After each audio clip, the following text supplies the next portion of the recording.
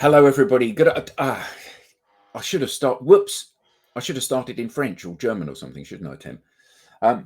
Anyway, good afternoon, everybody, and welcome to another episode of the Digital Download, the longest-running weekly business talk show on LinkedIn Live, now officially syndicated on TuneIn Radio through the IBGN network.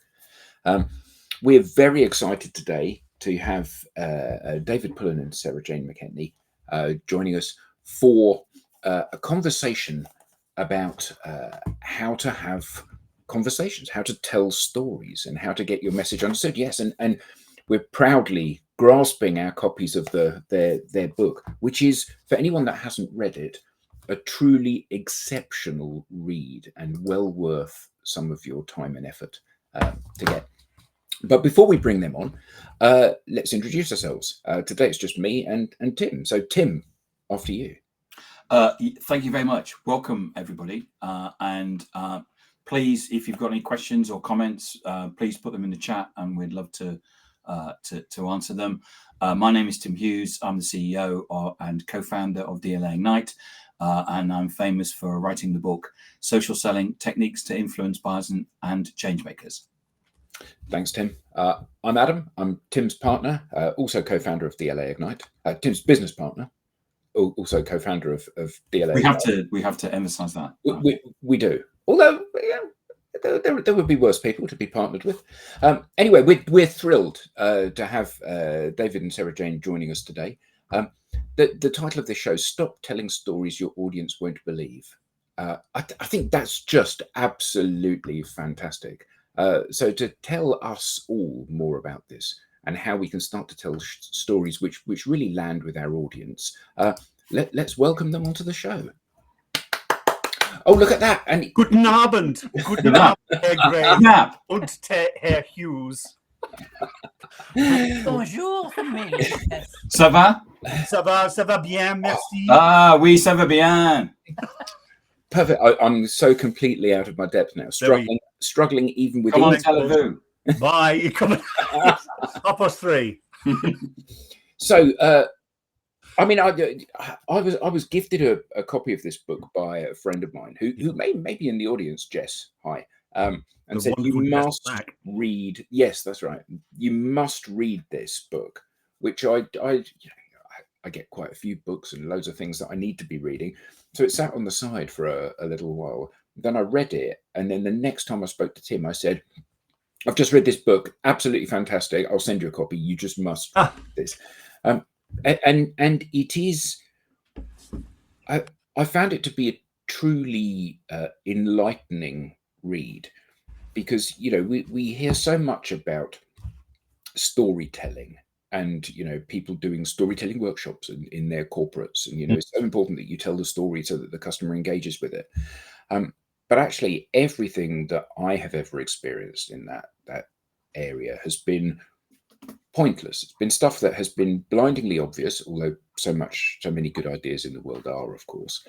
And it's stuff that it hasn't really offered any insights or anything where I thought, yes, I see how that works. So why don't you introduce yourselves and tell us a little bit about how you got to coming up with this idea, how the pieces of this particular puzzle fell into place for you. Oh, absolutely. Do you want to, well, we're obviously David Pullan and Sarah Jane McKennie, hello. Collectively the Story Spotters. And do you want to explain about what we do as Story Spotters? Well, yeah, really our lives sort of revolve around in a way that we're always thinking in story, and we think about it in four ways really. There's the stories that you tell. So when we actually start to have conversations and everything, usually we are telling a story, or there will be stories within that. There are the stories that we listen for and listen to that can either make an impression on us, or the stories that we really want to get out of others. There are the stories that we tell by our behaviors, which is huge. People are taking signals off us all the time because of the way that we're behaving, the way that we're speaking, etc. And often we don't really realize that. And then my favorite one are the stories that we tell ourselves. Constant. yakety yakety yak, and we have them in, and when the more we have on, the more stress we're under and everything, those stories get even more convoluted, and sometimes they're not really very useful. So understanding all these different ways in which story affects our lives, and if you think about it, our life is a story. We are born, we have this massive story that goes on, and then we go away, we exit. Yes, exactly. We are but players on this world, and our entire life, and everybody's life is different. We all have our own unique story. Story is so much a part of the way in which we access the world, and we access the meanings that we take from the world. And so actually that's where the DNA comes in, actually, because it's sadly it's not deoxyribonucleic acid, otherwise we'd have a Nobel Prize, but it's DNA in this case stands for dream, nightmare, action, and it's the sequence that, as Sarah Jane says, we live through our lives of the dream. We have an ambition, a goal. There are things that get in the way of it, which are the obstacles, the nightmares, and then the actions that we take in order to overcome those nightmares and get back to our dreams. And that happens on a micro level, like trying to get onto a lovely stream with you guys, and then you suddenly think, oh my god, I've got to update. My nightmare is the computer needs updating. I've got 2 minutes to do it in, smashing around, and those are the actions that you take. And it's from a micro level to that to a macro level of trying to organize an organization or a business or a campaign for your business or a company, whatever. And it came about, I mean, like most innovation, there's nothing original in this actually at all. What it is a smashing together of ideas. And we've been working in story world for years. Many years. And Dame Amanda Blanc, who's the CEO of Aviva, who has been a massive champion of ours since she first worked for Groupama, the insurer in France. When she took over at Aviva, there was a huge structural change there, strategic shift from selling off loads of the business, paying off the share, paying down the investors and stuff. And she basically stood in front of her top 200 leaders and said, listen, this is the strategy. We're slimming down to Canada, UK, Ireland, blah, blah, blah. This is what's going to happen. I can't do it myself. It's up to you to engage the organization in having the conversations that are going to make that a reality, to help co-create the story, actually, rather than tell the story, co-create the story. So she brought us in to work alongside Accenture to create the communications part, if you like, of the heady strategic part. And when it first started off, we were working with a framework called the ABT Framework, which was developed by a chap called Professor Randy Olson in America, who was at Harvard, who was an evolutionary biologist, and then became a filmmaker and trained at UCL with the or USC, I think it was, with the guys Trey Parker and Matt Stone, who make South Park, who have this story structure that if they, in the week that they create any South Park episode, they think if the story isn't going right, it's got too many ands in this going, oh, this happened and this happened and then this happened and then this happened, which is a sequence. It's just a terrible story. You need to get more buts in there, more problems in there, more therefores, which are the solutions, which creates the emotional resonance of the story. And when we thought about this and we were working with Aviva, we thought, well, it was actually Sarah Jane who said, oh, that's like the DNA of life, isn't it? It just runs right through us, that thing that we just do on a daily, moment-to-moment basis. We're constantly having to have an idea and then something happens. So we have to actually, we're brilliant at it, human beings. We have to reverse round and do something else. I mean, we're very, very clever. We live in story. I think it's about 3/4 of a bottle of wine before we turned the DNA into dream, nightmare, action. Written a book. And here we are. Just look at us now. Right. So, I mean, when we spoke previously, one of the things that really struck me was that this, so often our learnings are things which are very much focused around our business. Yeah. You know, and that's driven by the fiscal necessity of selling more stuff or talking to more people or whatever the realities of that might be. But one of the things that struck me in the book is that a lot of this ability to tell stories is stuff which is recyclable in lots of places in your life. Oh, for sure. So give us an example of that, of where I might, having perfected these skills, where I might use them in a conversation which proves that this is more than just a work thing. Can I kick off and then you? Can, I mean, because yeah. I just want to pick apart this word story a bit and sort of telling stories, because I think that there's something I think we should clarify on that. The DNA structure is a narrative structure. It's a holding pattern. It drives people in the right direction of a conversation that you want to have. It's a bit like if you imagine you have a Christmas tree, you have a tree in the corner of the room and you can look at it and you think, oh, yes, that's a tree. It's when you put the baubles and the tinsel on it that becomes a Christmas tree. The stories are like the baubles and the tinsel that turn the narrative of the tree into a Christmas tree. So I think that one of the things that we've discovered, and we certainly discovered working with Aviva and with a lot of our clients since in sales in particular, we work with a lot of organizations who are pitching for some very big global tenders, is that you can drive this narrative, create this powerful narrative that pulls people into the conversation, to which then you add the vivid stories that support the data, that support the facts. And I think that's right. I mean, it's yes, of course, it has a to your point, Adam, it has a, there's a very hard-edged fiscal necessity to do this. But what was that piece of feedback we got from that team that we were working with when they said, oh yeah, it worked with the management, but it also worked with, do you remember that one? Oh yes, it also worked with when I was trying to organise my wedding with my fiancé. Yes, that's right. Yes, she was thrilled about that.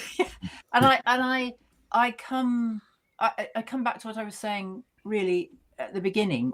We live our life through story, so and that story usually is, I'll give you an example. For instance, the other day I was determined that I was going to get the 7:30 train in order that I could get into my meeting in time, but I'd also have time I could pick up some breakfast at London Bridge before I had to go off to my meeting, right? So 7:30 train, bought the ticket, got to the station, train cancelled. Who knew? That's dream nightmare, right? Yes, a dream nightmare, totally. All my plans, absolutely, breakfast, blah blah blah, and so so my action. So I had to change, and we do this all the time in life. I had to change my ideas about that. There wasn't another train coming for a while, so I had to then. I had to go kind of ring round and try and get a cab to take me to a different station in order that I can get into town in time. Sadly, without breakfast, but that was okay. So we are problem solvers. We are constantly solving problems, and each of those ways in which we do it is a story. A story has a beginning where you're into the dream. Something horrible happens, like you get lost in a wood or whatever, and then there's an outcome. I mean, it's a classic trope. And we live our lives around that. We problem solve constantly all the time. Something goes wrong, we solve the problem. We have a dream, something goes wrong, we solve the problem. We're doing it constantly. So it is. That's where it came, because I remember saying it's like our DNA. It goes. It's like the DNA of life. And then we came up with this thing of well, we can put this dream nightmare action. And Randy Olson said, throw everything behind this. He said, you're onto a winner there. So we wrote the book. Yeah. But it's interesting, Adam, to your point, as Sarah Jane tells that the narrative structure of the dream, getting into London for her breakfast, the nightmare, trains are cancelled, the actions, she has to get to another station to get a quicker train. Behind that are the stories of, oh, so what was it like when the trains were cancelled? Oh, blimey, you never guess it. We were actually about to get on, and suddenly the guard announced there was a leaf on the line at Oxted, and therefore everything, so the stories bring that narrative structure to life. And that's what we do with our clients, really, is help them find the narrative structure, and then the stories that will really, really bring that to life, whether it's internally for change or whether it's for a sales conversation, or indeed trying to persuade your fiance that it really is a good idea to have 3 people at the wedding. So that makes perfect sense. So why is it that normally when we try to tell stories in the business context, they they don't ever have the impact that we'd hoped for. So, you know, we see many instances when people are either talking face to face or they're writing their stuff to deliver to their ideal customer, somebody that they know that they can do a great job for, somebody they know could benefit from them, somebody that they believe would be a really good fit for their organization. And this is just more wallpaper that people are not interested in. So why is that, and how do people change that? I think it is, and that's one of the things. You know, we were talking about the different types of stories, and one is the story that you bring from others. So, in order when you're engaging with that person first off, it's sometimes the type of thing that we do is we want to push a lot of who we are, or the solution, or this is me, or whatever, onto that person, because we think that they need to know everything about us. But actually, the probably the most important thing to get out of that initial conversation is, who are you? I need to know about you. And if I don't know what's really worrying you or concerning you, or I'm not showing that interest, then you don't have anything to go on anyway. Yeah. You know, so and I think we can get into the trap of over communicating what we can do and not thinking, how is it relevant to the other person? Because you're creating a story together, you're creating the outcome together in any of these conversations, aren't you? I think that's right. I mean, it's a really good point, Adam, and just to sort of build on what Sarah Jane said, that's exactly the problem, is that as businesses, we're constantly, and you see it in the DMs of on LinkedIn all the time, people trying to push ideas and solutions onto you and things like that. And you think, have you even considered who I am first? It's like you flagged up a problem, or I sort of think, do I really have that problem? Or it's not my problem and it's somebody else's problem? Or here's a solution. You think, you want how much for that solution? Whereas if you actually connect to the person's ambitions first, which is where the DNA comes in, and you say, listen, I get you. I understand what it is you're trying to achieve here and what this means to you, and you know how important that is for your focus. But what I'm concerned about is some of the things I'm seeing out there at the moment that get in the way of it, the nightmares. So do you fancy a conversation about some of the actions that would actually help you get there? And we do this, but particularly in the initial rapport building, trust building stages of a relationship, because the subtitle of the book is A Story-Based Approach to Building Trust and Influencing Change.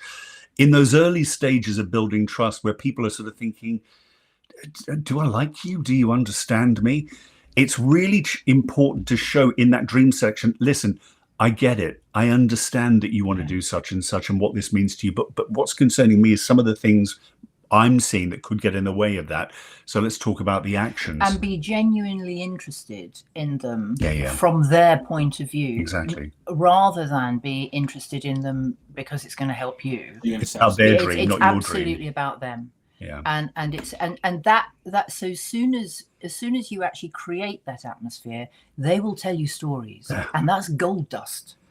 You know, so and that's the thing, because in a story, what you get is how people really feel, what they're really thinking at the moment. You're getting a sense of who they are. And it's a much more a much richer ground to work with.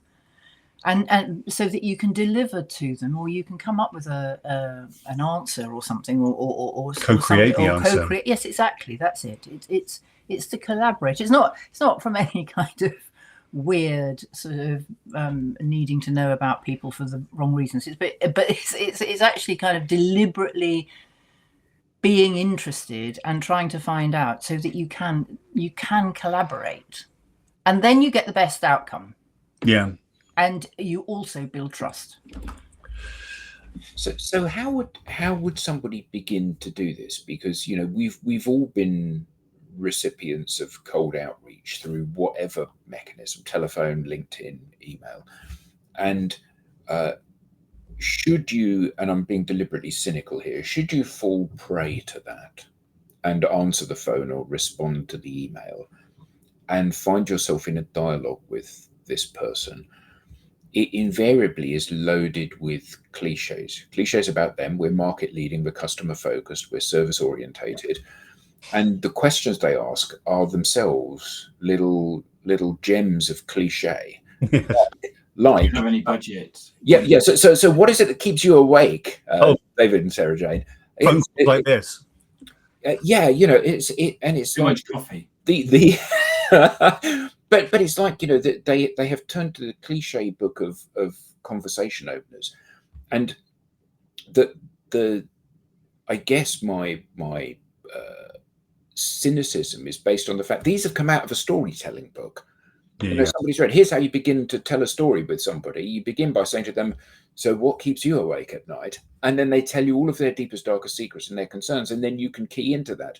And actually, for me, for you, for most of us these days, that's a red flag, because you feel that you're being sold to. You're being sold to, yeah. Or interrogated. Sorry. Interrogated. Yeah, exactly. So what is so how do we turn it from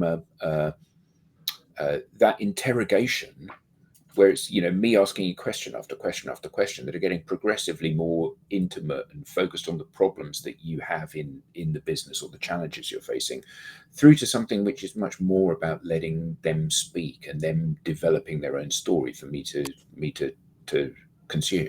It's a really good question, that, and I think in itself, this line that I'm about to use now is a cliche in itself, but I think there is a truth in there, is that it's far more important to be interested than interesting. And I think that, people, just by going into that question, so what's keeping you awake at night, you're jumping straight into the nightmare section, if you like, the problem section. Before, we haven't even bought me a drink yet. We haven't even had starters. You're trying to sort of like get down to the nitty gritty here. I mean, it's really deadly. And I think the whole people, your line, I always remember you saying to me early on when we were starting out, Sarah Jane, because Sarah Jane started doing this before I joined her in the business. And Sarah Jane always used to say, people love buying, but they hate being sold to. Mm-hmm. So the more that we love to go to the shops, but as soon as somebody comes over, can I do, if it's done in the wrong way, it's deadly and you're out the door in a second. So I think I always remember a great friend of mine who used to, he was the CEO of a big company, and he said there was a guy from PwC who headed up consulting at the time who just used to come around and just show deep in. He said, I'd just like to come around and just have a look at just see what you're doing up there. I'm just really interested in what you're up to, what you're trying to achieve. And there are very few business people who, they might in the back of their mind, I mean, they're not stupid. They know that, there's probably some sale coming eventually, but most people like talking about themselves. And the more that you can, especially with the big ticket sales, just show interest in somebody else about what is it, what's really, what is the dream, what are you trying to achieve here?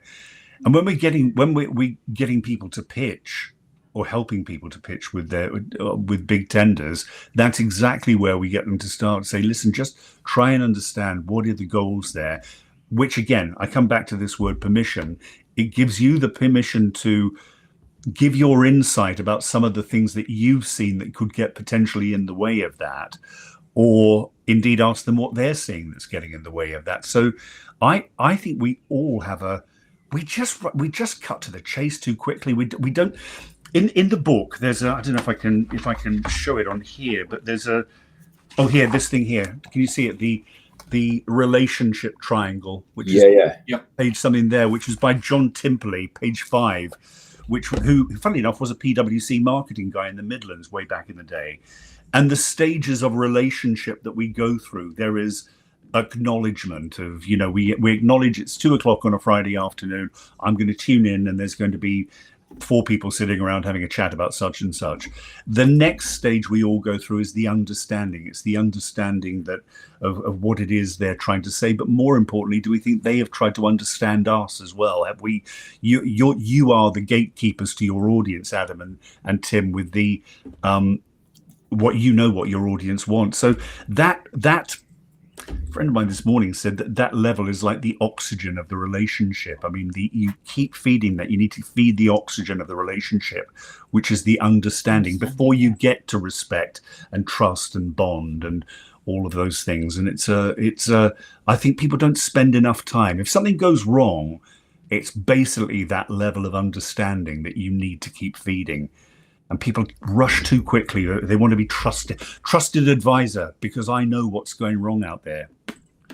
It's just too quick. It's also, I think that the element of curiosity is so important as well. Right. Because I think if you don't have that, if somebody says something and you don't say, "Oh, that's," and it doesn't sort of spark in your head that thought of, "Oh, that's interesting," and maybe it reminds you of something, and you can add to the conversation, or you can ask another question because of that, or just play back something that they've said so that they say more, because you genuinely find it interesting in this situation. You're giving your time to this conversation, and I think probably in many circumstances people don't really understand that this is golden time in these kind of, when you're making a relationship, and you need to be able to really land that clearly in their mind, that you are here to understand and collaborate. So this is really really interesting, and I think that one of the things that's very different about this is you're talking about storytelling as an intimate conversation between me and you. Suppose I have a marketing role, and my job is to construct stories that a wider audience may, so a macro rather than a micro version. Yeah. Now, one of the things that I've kind of perceived, and it's sort of understandable, is that when you're trying to get people to behave differently, everybody wants the easy button, don't they? You know, I want to do this thing once and I want everything to turn around. Yeah. So you know, we see it when people say, "Oh, you know, I'm speaking to a viral agency and they're going to help us create content that goes viral," which no agency can claim to do that. No. It's not about your content; it's about how it engages the audience. But also, you know, we have a guy that we coached. He works for a large Australian telco. I won't mention their name, but there's only one, so everyone knows. Yes. And he created a post that went properly viral. I think it had 6.5 million views, 40,000 likes on LinkedIn. And having caught up with him some time after that, I said, so how did that change the landscape? Knowing what the answer was going to be. How did that change the landscape for you? You know, 6.5 million people saw your post. How many phone calls did you get? And the answer was none. Yeah. Because actually that's not how the world works. No. But still, we all want a post to go viral, and we want the phone that we've been staring at every day for the last 6 months. We want that all of a sudden to start ringing off the hook. So if I'm looking to create that story-based content that people can remember because it's a story and they can share because it's exciting, how do I go about doing that? I think the DNA helps you there as well, because you have a very inevitable. Well, I was going to say something which I'm automatically going to correct. In a marketing role, I mean, you are sort of trying to hit a big audience, but you have already sort of got an idea about the idea of what that market constitutes. Because you're not writing to everyone; you are writing to a market segment. Yeah. And I mean, we do it ourselves with our writing as well. I mean, you know, a website is a very good example of that. When you do a homepage of a website, you are creating a piece of marketing for a wider audience, hoping that audience, you know who you want to attract. And so you start with the wider dreams that you have experienced. And that's the point about actually sort of bringing in your insight. You know, over the years when working with such and such clients, one of the things we've noticed they want to achieve is X, Y, and Z. And if they get it, then it means this to them. So you get the opportunity to tell the stories. You start letting people know that, you know, we've been around the block a bit at the moment. We've actually seen a few things. We've done this a few times, and we really see that people really want to do this, and it's vital to them, because if they achieve it, it means this. But, and then you go into the nightmare, and that's that little three-letter word, which people get terrified of, because they sort of think, oh, but wipes out everything that happened in the first bit there, which is probably true in feedback, and don't do that when you're giving feedback to people. But in intentionally strong let's use the word marketing, because all communication is sort of really marketing, isn't it? Is it that intentional marketing needs that directional change where you've connected to somebody and said, and they're going, yeah, you get me, you understand exactly what it is. And then you put in the course correction of going, but we've also seen that this can get in the way of it because of such and such and such and such. And what you've created there, even as you're telling that little vignette, what you're creating there is something that's making us lean forward. Yeah. You're creating attention. Yeah. Whereas, so often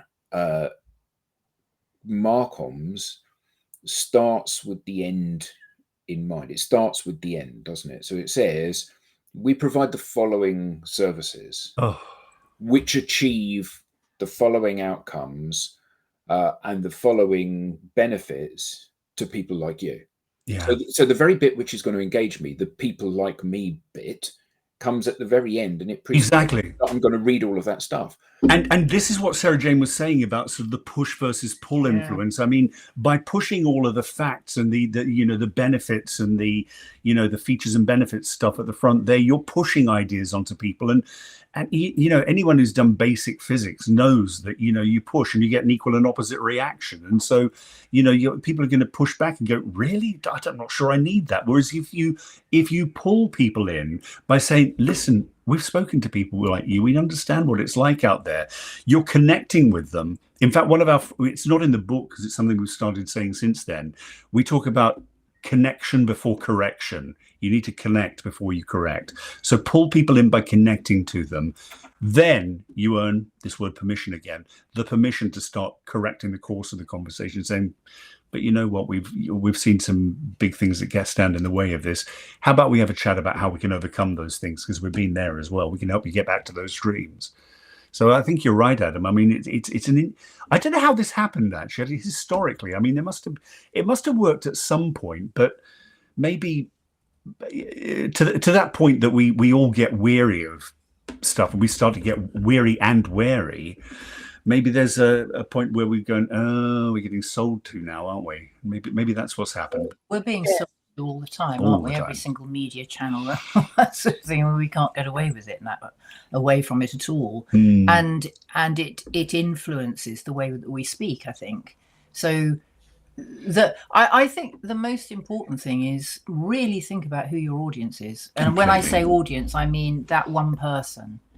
What do I need to do, or how can I engage with that person, not in a manipulative way, but in terms of how can I make a relationship with that person on this topic? Service, isn't it? It is. It is absolutely serving. It's serving the conversation that is going on, and because if you go into a conversation thinking this is something that I just want, I want this immediate piece of information to come out of that person's mouth, that's very one-sided, because you're not concerned at all with the fact that there's a partnership here. And I think we are time poor, and I think that a lot of time that we get things wrapped out, don't we? And we don't have time to think about this. And my hope for this book is that it is something that you can really get into, because it's so natural for us to think about things through this DNA structure, that people will be able to learn very quickly. Yeah. Because it's not complicated. It's just needs a bit of practice. It does. That's all it does.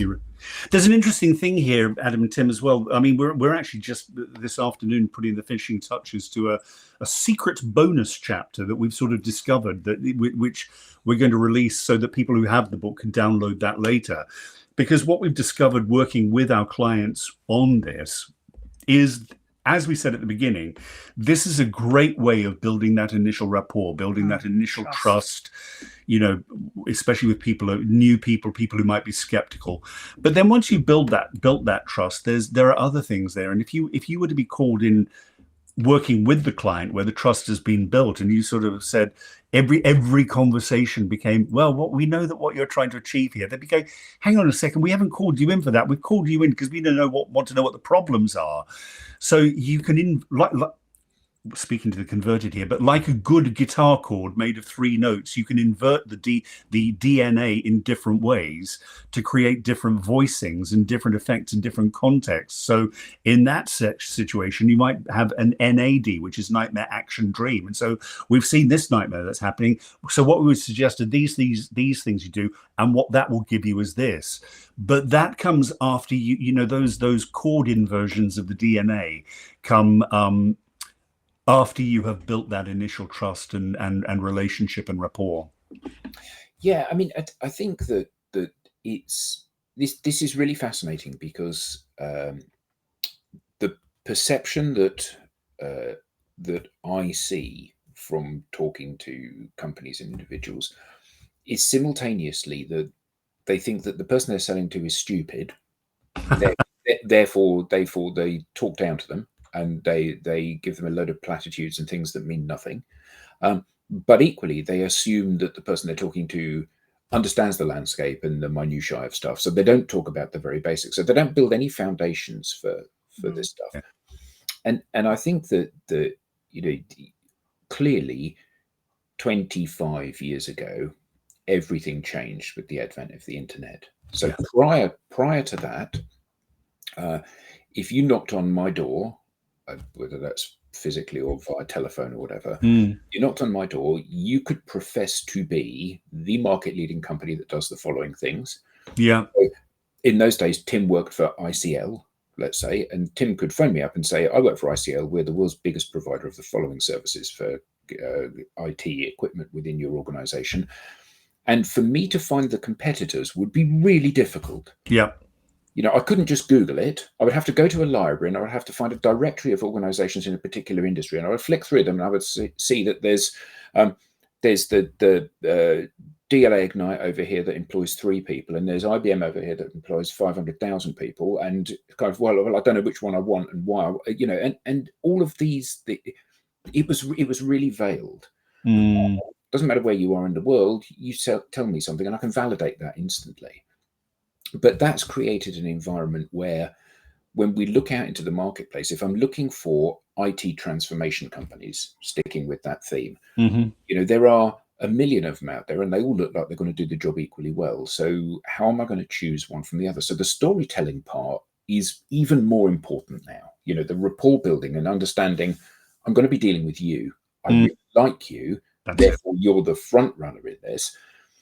Everybody understands this. Every salesperson, every customer-facing person understands this, which is why when you say to them, do you want half an hour in the boardroom or do you want a day at a football match? They go, the football match, please. Yeah. They understand it's all about relationship. It's all about building trust and rapport. And yet all of the actions they take belie the fact that they don't believe that.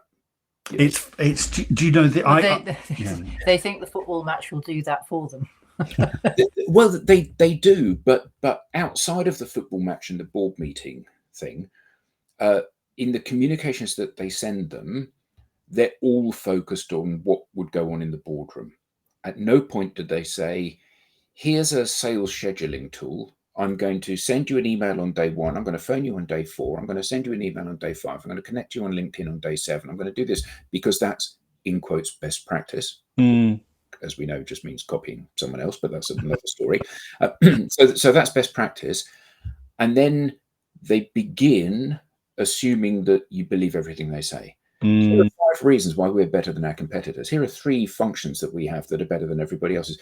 And what they don't do is they don't go through the relationship building bit. They don't go through the storytelling bit. They don't say, you can believe in me and I'm going to take you on that Princess Bride type story and walk you through all of these fantastical things that you fall in love with. So why is that? And what's the easy route in for people to change how they use that in their communication strategy? Can I start with that quickly? Yeah. This absolutely fascinates me because we're not only dealing with Google now, we're also dealing with AI. And I was, funnily enough, I was working with a colleague of ours. I've been doing some work in higher education. We're helping academics with their open days, and academics tend to speak quite academically, and they are a perfect example of what is possibly quite bad communication because it's a lot of facts and figures.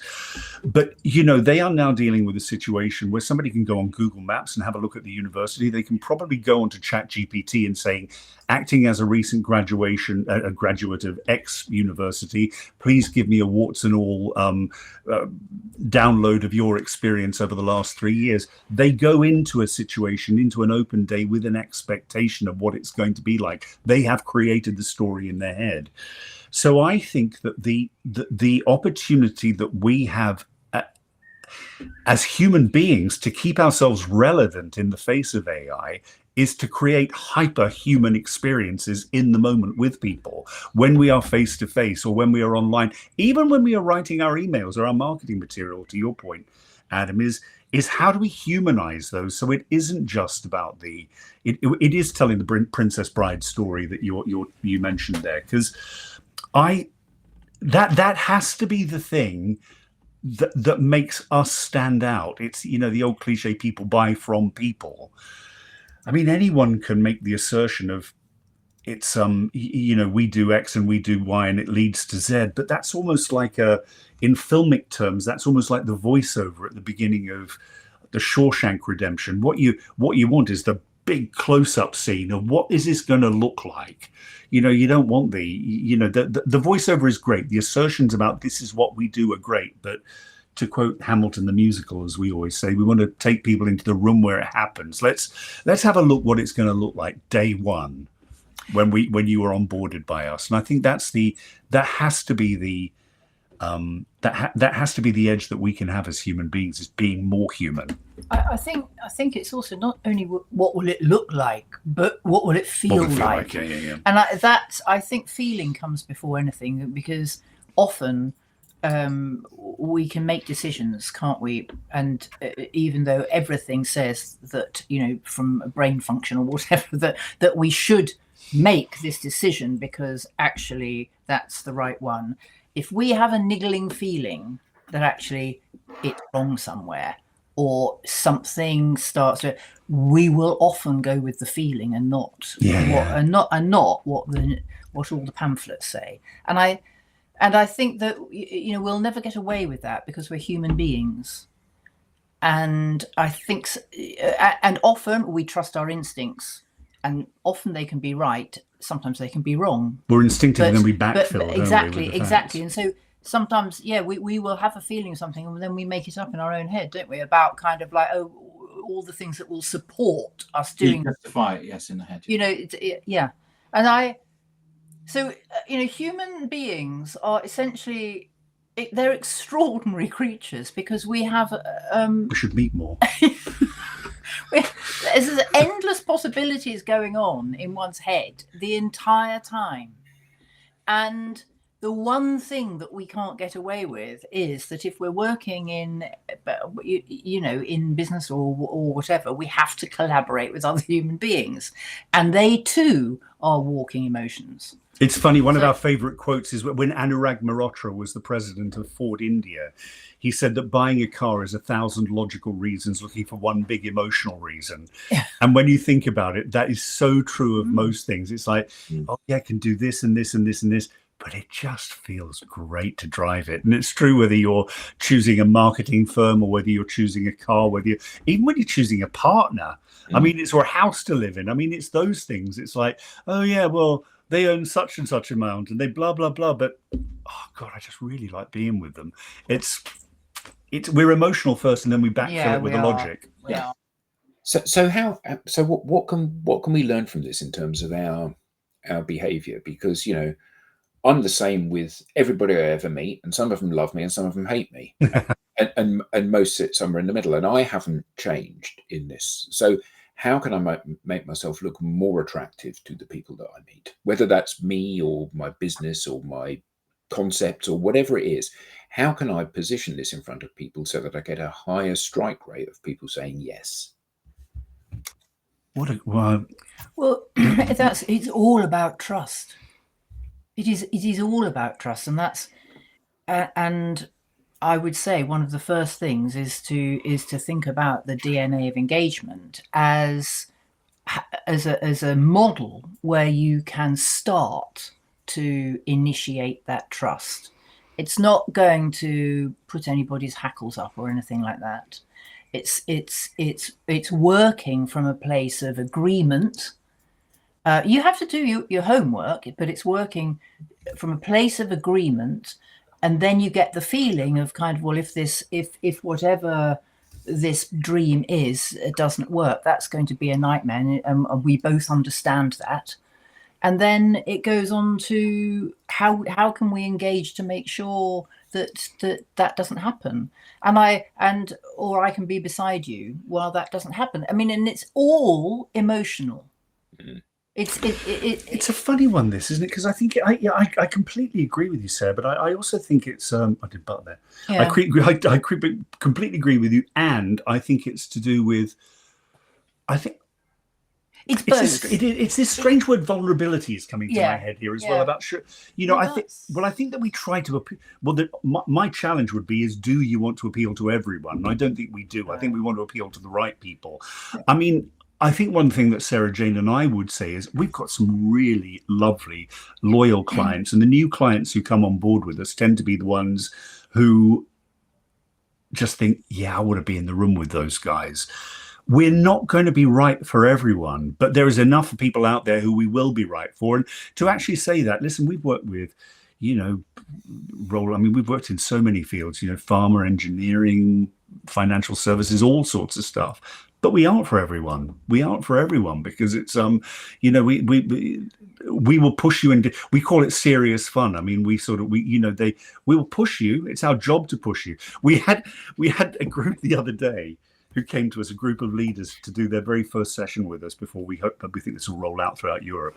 And the CEO came at the end of the day and said, and there was a very, very dry guy who was one of the team. And the CEO said, so were you critical of each other in the room? Did you actually sort of really challenge it? And this guy said, we didn't have to. And I think, they'd laughed for those 2 days, but we had certainly pushed them. So, I mean, it's that. And that's not for everyone. It's not for everyone. So I'm not sure if we're answering your question. It's about sort of knowing who you are, understanding yourself, being true to yourself, saying, listen, I'll tell you something here. We both trained as actors originally years ago for reasons our bank managers still don't 100% understand. And, 25 years ago, we moved into this world. But I still remember something a drama teacher said to me at the end of drama school, said, believe you're the best, but believe it sensibly. And that was all he said. And I thought, that's just a great line. It's sort of like, really back yourself. You're good at what you do, but never forget you've got more to learn as well. So I think that there's that balance between respect for what you do, but humility that, it might not be for everyone. And also you can learn every time. We learn about the DNA every time we go out and work with clients on it. Yeah, we do. Has that answered the question? I'm not sure it has. Well, yeah. I mean, I think that the key thing is that this is a discussion, and I think that the thing to remember is that in my experience, everybody knows what the right answer is. Mm-hmm. Trying to do things, they know they need to have conversations. Yeah. They know that they need to build rapport and trust. They know that they need to get the people that they're selling to or buying from them to like them. They know that these are prerequisites of having a successful interaction and a successful long-term relationship. And yet they don't do that.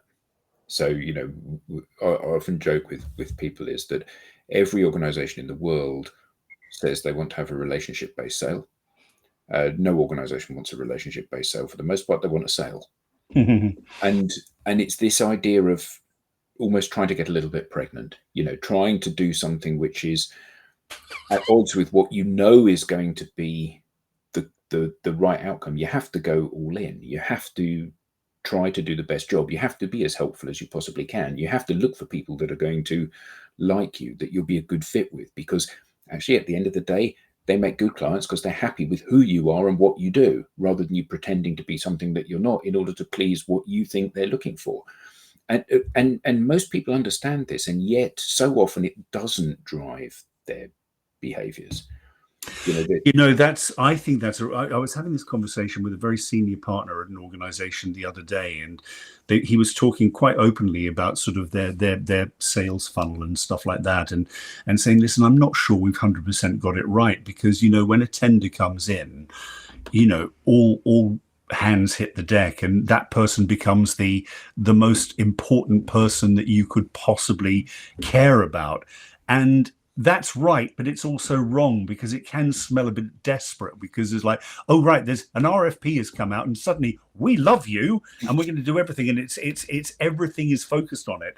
Whereas there's another one of their competitors, if they lose something, they will identify somebody maybe a couple of rungs down and saying build a relationship there, because in 8 years' time you're going to be the partner who's going to go out and win that. So we've both had experiences of coaching teams who've done really, really good marketing pitches that have been beaten by another organization who've basically just spent 5 years going and having a chat with the CFO and just sort of building that trust and rapport. And you get into a whole question about how people are remunerated, and it's quite short-termist remuneration around are you hitting your numbers and all that sort of stuff. Whereas if there was some metric whereby you could actually remunerate people for the long game. For the long game and the relationship building, that would how much would everyone enjoy that? The people who the recipients and the people who are actually out there having to build those relationships.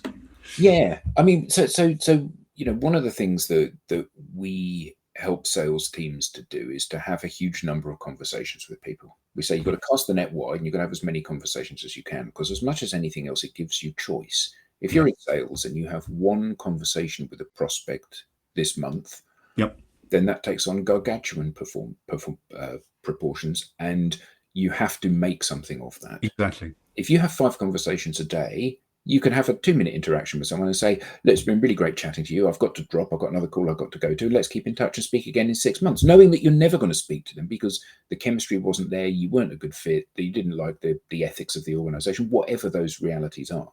And I think that one of the overarching challenges that we see in the marketplace is that organizations and the people within the organizations are so strapped for opportunities for people they can have a conversation with to build trust and rapport with, that they go back to that playbook. And I think you said, Sarah Jane, people hate to be sold to, but they love to buy. And, that's the point. We try never to sell. We try to have people buy from us because they go, oh, this sounds really interesting. How do we move this forward?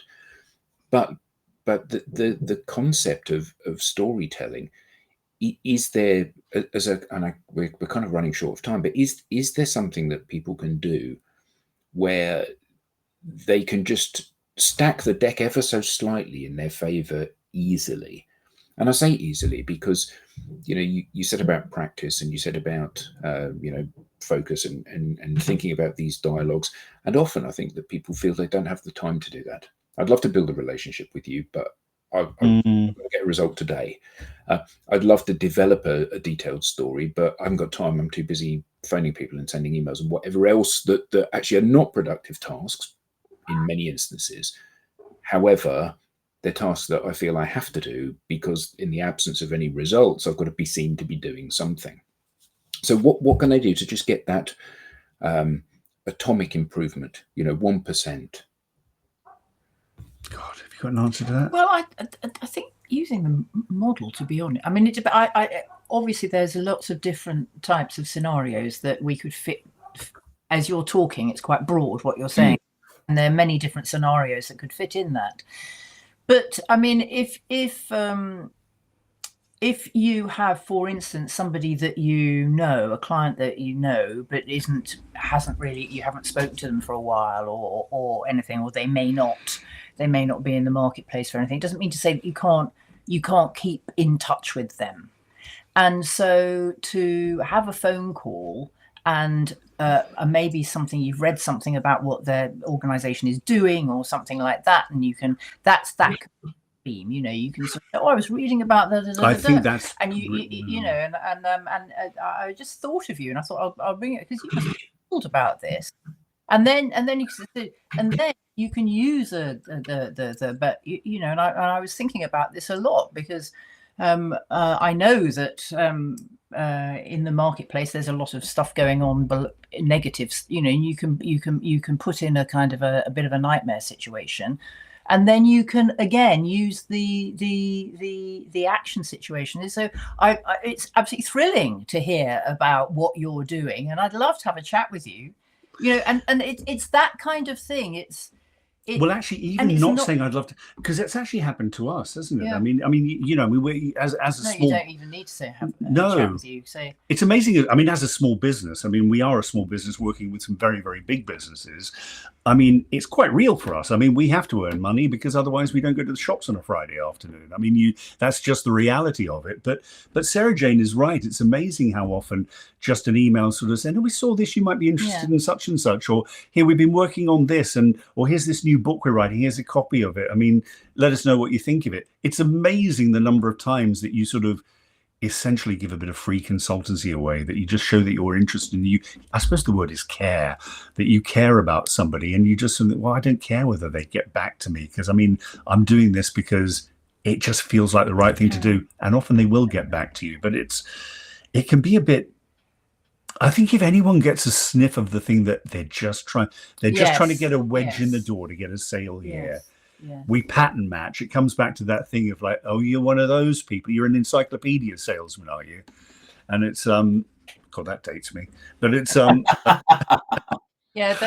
I think maybe keeping that open rather than kind of it depends how well you know them. So let's grab a beer is fine if you know them quite well. But I think probably let's grab a beer because I have a contract in my back pocket. No. Brilliant. Yeah. Brilliant. Yeah. So. Thank you so much for coming on. To everyone, we're having fun. Blimey. Yeah, to everyone in the audience, what neither David nor Sarah Jane said was the answer is simply to buy a copy of this, to read it, to absorb it, and then to. So where can I get a copy of one of these from?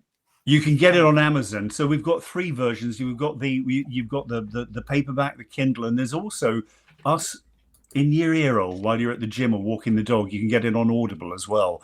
So it's it's got pictures and jokes, and it's you can get it in the 3 formats on Amazon, and then there are the various other hubs, you know, Barnes and Noble and stuff around there. You can get it on those ones online as well.